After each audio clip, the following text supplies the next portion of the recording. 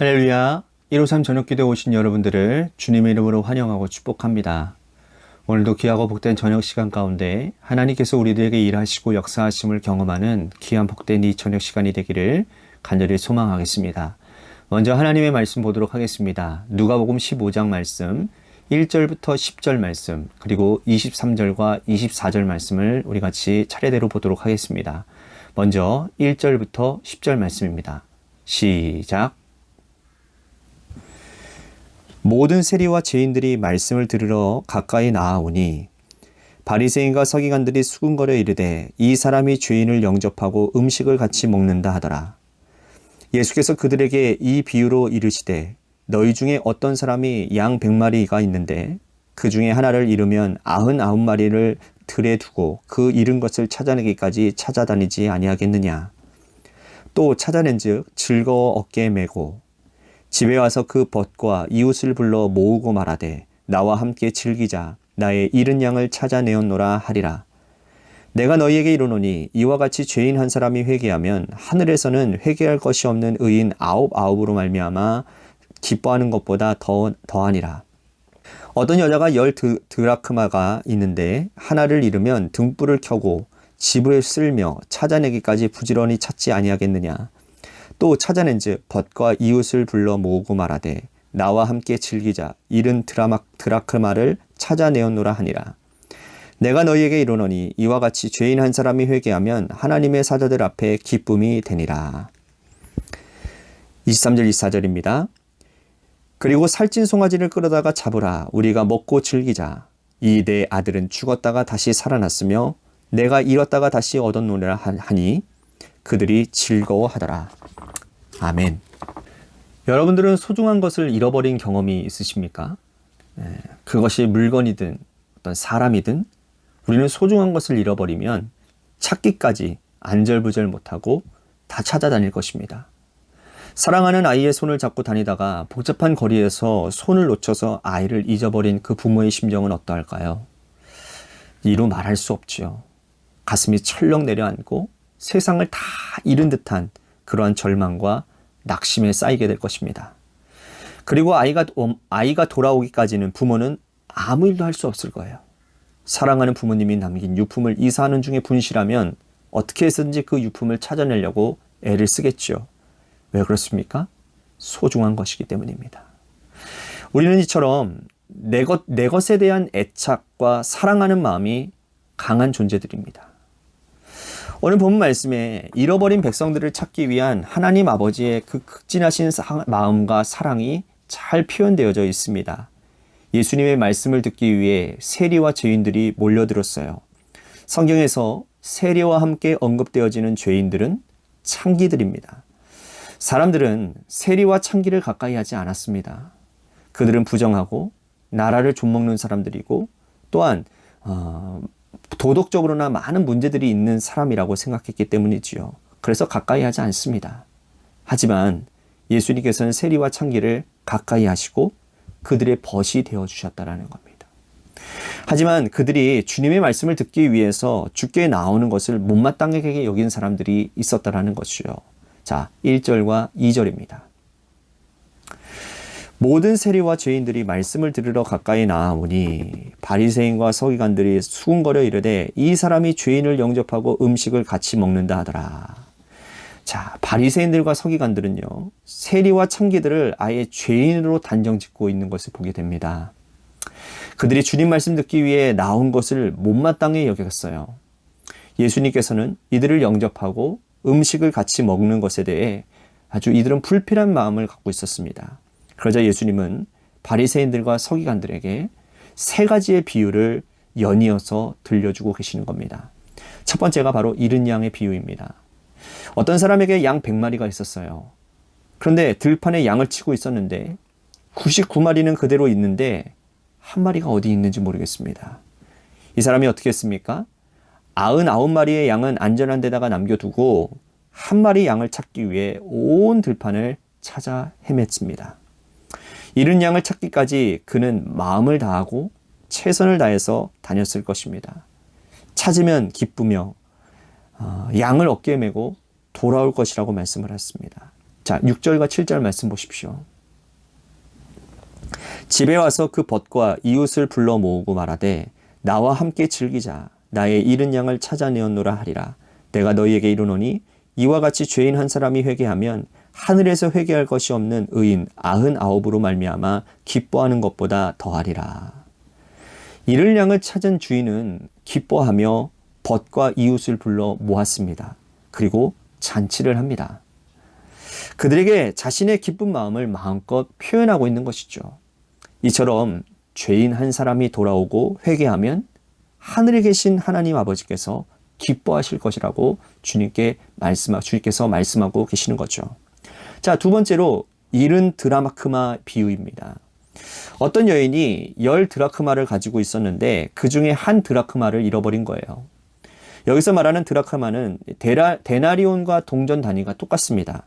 그러므로 한 드라크마는 노동자의 하루의 품값인 거예요. 10개 중에 하나를 잃어버렸어요. 여인이 등불을 켜고는 온 집안을 쓸고 다니며 그거 하나 찾기 위해 최선을 다했습니다.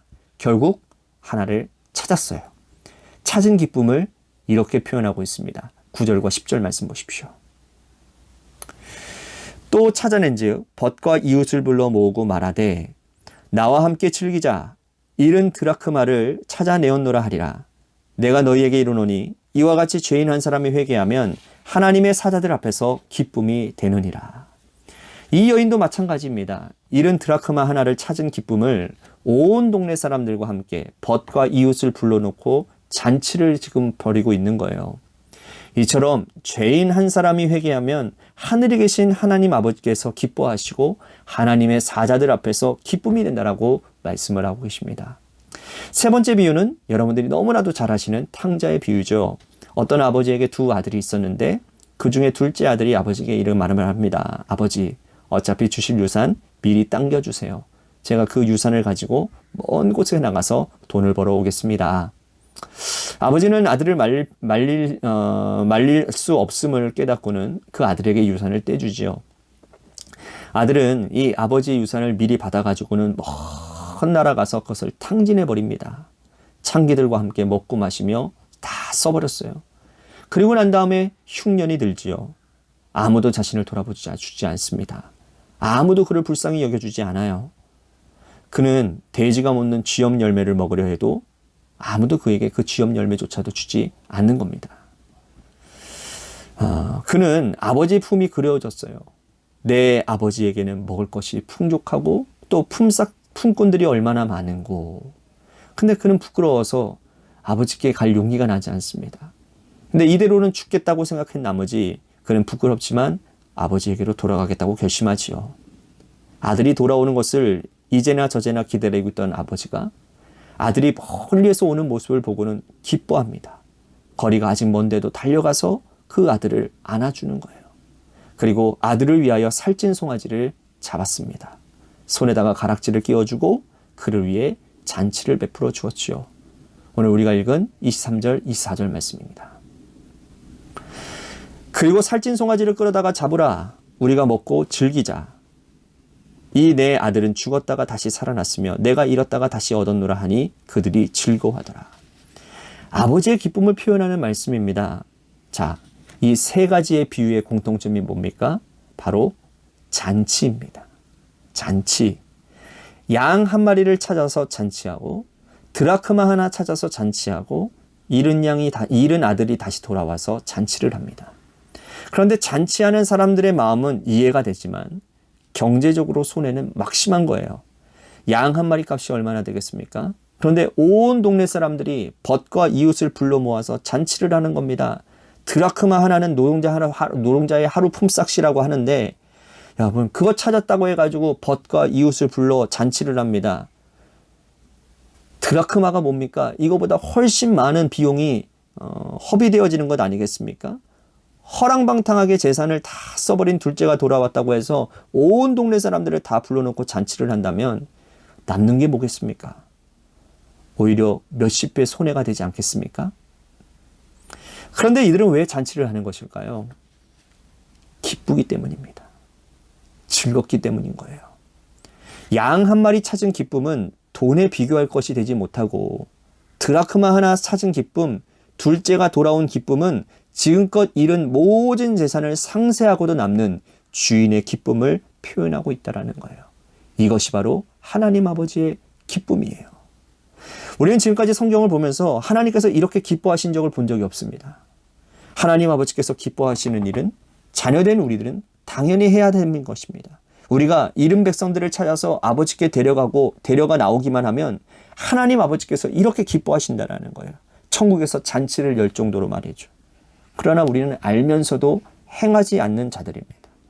지금부터라도 하나님께서 기뻐하시는 이 일을 위해서 우리는 전심전력해야 될 것입니다. 우리 주변에 이런 사람들이 얼마나 많이 있습니까? 우리 주변에 낙심되어지고 또한 실족해서 하나님을 등지고 살아가는 사람들이 얼마나 많이 있습니까? 한 번도 하나님의 이름을 불러보지 못한 사람들이 얼마나 많이 있습니까? 이렇게 많은 사람들을 하나님이 지금도 기다리고 계신다는 거죠.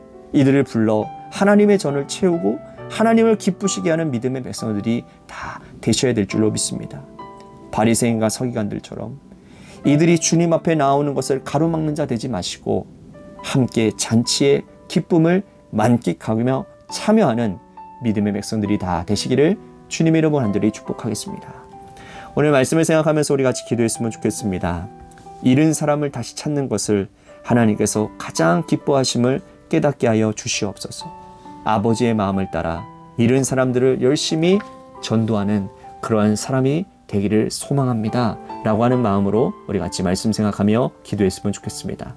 또 한 가지 우리 교회를 위해서 기도합니다. 재개발 가운데 놓여져 있는 주님의 교회를 붙들어 주시고 주님의 은혜 가운데 모든 것들이 순조롭게 잘 진행되어질 수 있도록 인도해 주시고 또한 이 재개발 기간을 통하여서 우리 먼저 교회가 잘 준비되어지는 교회가 되기를 원합니다. 건강한 성도들 한 사람 한 사람들이 일어서게 하여 주시고 어제 말씀처럼 감사가 넘치는 고백으로 하나님 앞에 늘 하나님 하는 되심을 인정하는 하나님의 주권을 인정하는 그러한 교인들 한 사람 한 사람들이 일어나서 주님의 교회가 건강하게 바로 세워지는 기간으로 이 재개발 기간을 사용하여 주시옵소서라고 우리 같이 기도했으면 좋겠습니다.